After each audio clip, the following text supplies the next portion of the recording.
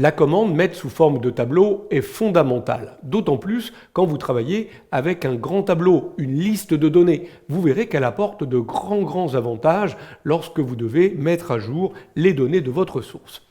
Vous pouvez également l'appliquer à des tableaux de calcul, somme toute, relativement basiques, dès lors qu'ils respectent les règles que nous avons énoncées sur la constitution d'une liste de données.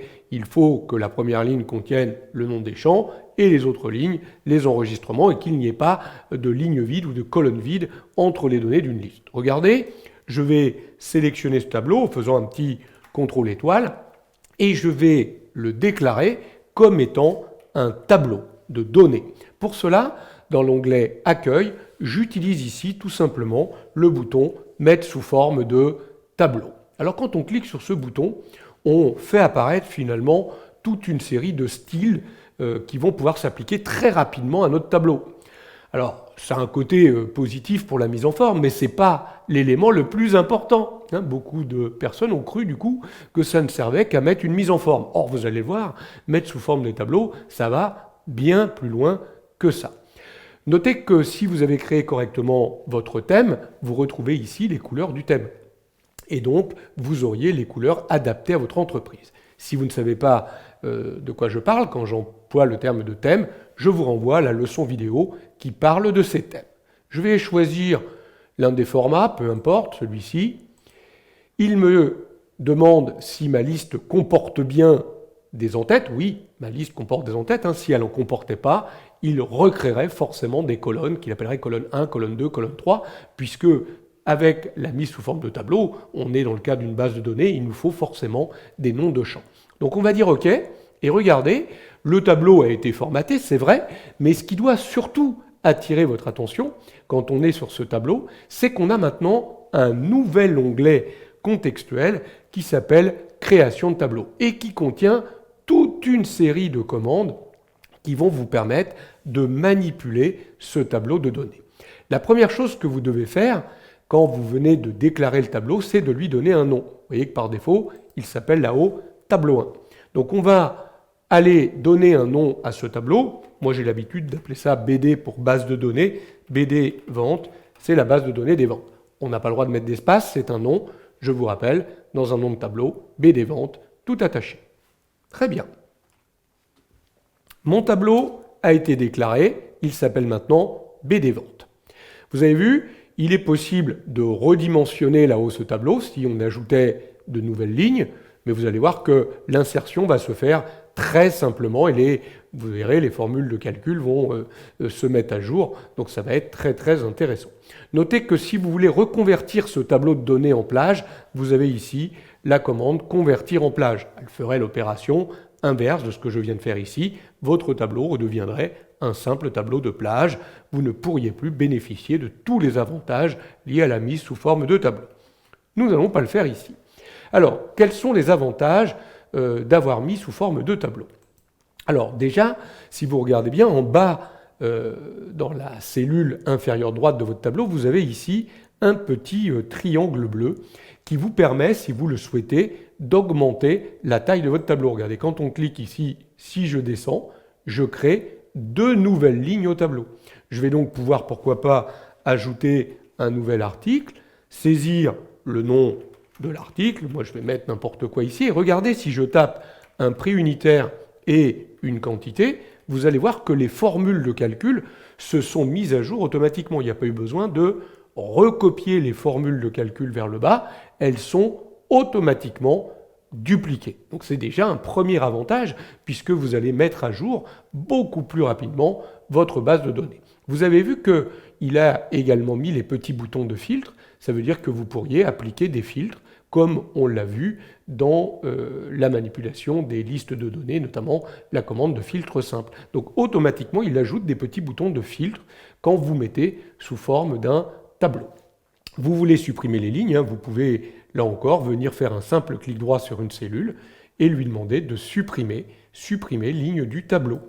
C'est pareil, vous pourriez venir sur une ligne ici, une seule cellule suffirait, et demander d'insérer une ligne de tableau. Et vous voyez que du coup, la ligne s'insère dans le tableau et automatiquement, les formules de calcul sont actualisées. Notez que si vous insérez une colonne Par exemple ici, je vais insérer une colonne et vous voyez dans le tableau, je peux insérer à gauche ou à droite. Je vais décider d'insérer une colonne à gauche. J'ai une nouvelle colonne, je vais la baptiser, montant. Alors, je vais remettre TTC, mais j'aurai un problème puisque j'en ai déjà une qui s'appelle montant TTC, donc je vais l'appeler montant TTC2. Et je vais vous montrer qu'on peut réécrire une formule de calcul dans un tableau qui a été mis sous forme de tableau, une base de données. Sauf que regardez, si j'écris mon égal ici et que je viens chercher la cellule, vous avez vu qu'on ne travaille plus avec des adresses de cellules, du relatif. Là, il a été cherché le nom du champ.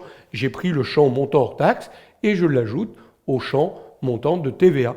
J'appuie sur Entrée, regardez, la formule de calcul, elle était immédiatement recopiée vers le bas. Je n'ai pas eu besoin d'effectuer cette opération de recopie. On est dans une base de données. Donc on ajoute un champ calculé, il est répété pour l'ensemble des lignes.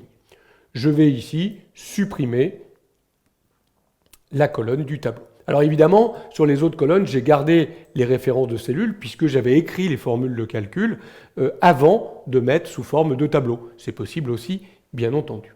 Autre avantage, je vais repartir sur mon tableau dans l'onglet « Création de tableau ». Alors, vous voyez là-haut, on va avoir quelques petits boutons intéressants permettant de supprimer les doublons. Nous en reparlerons plus tard. Vous allez avoir la possibilité de créer à partir de votre source de données des tableaux croisés dynamiques. Voilà, très important.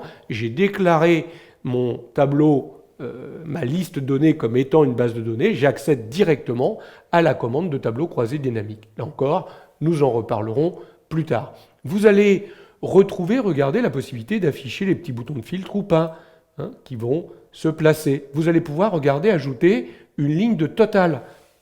Donc si on coche ligne de total, immédiatement, il fait apparaître cette ligne de total. Et regardez, par exemple, je vais me placer ici sous les montants hors taxe. J'ai une petite liste déroulante et je vais pouvoir choisir une opération. J'ai envie de faire la somme, il va me faire la somme des montants hors taxe. À tout moment, bien entendu, j'ai la possibilité de retirer, si je veux, cette ligne de total. Je peux décider de mettre des lignes à bande, ce qui me permettrait, si je laisse des lignes à bande, de choisir des styles de mise en forme qui alterneraient les couleurs paires ou impaires de mes lignes. Donc vous voyez que même sur un tableau relativement simple, il peut être intéressant d'utiliser cette commande de mise sous forme de tableau. Mais vous utiliserez impérativement la mise sous forme de tableau avec toutes vos listes de données. Regardez, je reviens sur ma liste de données qu'on a déjà utilisée dans d'autres leçons vidéo. Là, la première chose que je devrais faire avant de manipuler cette liste, c'est faire un petit contrôle étoile et dans l'onglet Accueil, je devrais la déclarer sous forme d'un tableau de données. Je vais choisir là encore un style, peu importe.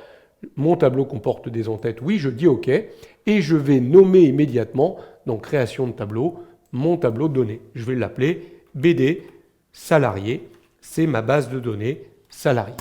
Et je vais retrouver toutes les commandes d'insertion, de lignes, de colonnes, bien évidemment, mais surtout des commandes pour supprimer des doublons, des commandes pour insérer des segments, dont nous reparlerons plus tard, des commandes pour construire des tableaux croisés dynamiques. Et vous le verrez, quand vous construirez justement des tableaux croisés dynamiques à partir non pas d'une plage de cellules, mais d'un tableau de données, il sera beaucoup plus facile d'actualiser le tableau croisé dynamique. Bref, dès lors que vous travaillez avec une liste de données, je vous encourage vivement à déclarer votre liste sous forme d'un tableau de données. Ça ne pourra être que bénéfique, vous le verrez dans des vidéos suivantes. Nous verrons l'intérêt d'avoir déclaré notre liste sous forme de tableau. Vous verrez que nos tableaux croisés se mettront à jour beaucoup plus rapidement, par exemple.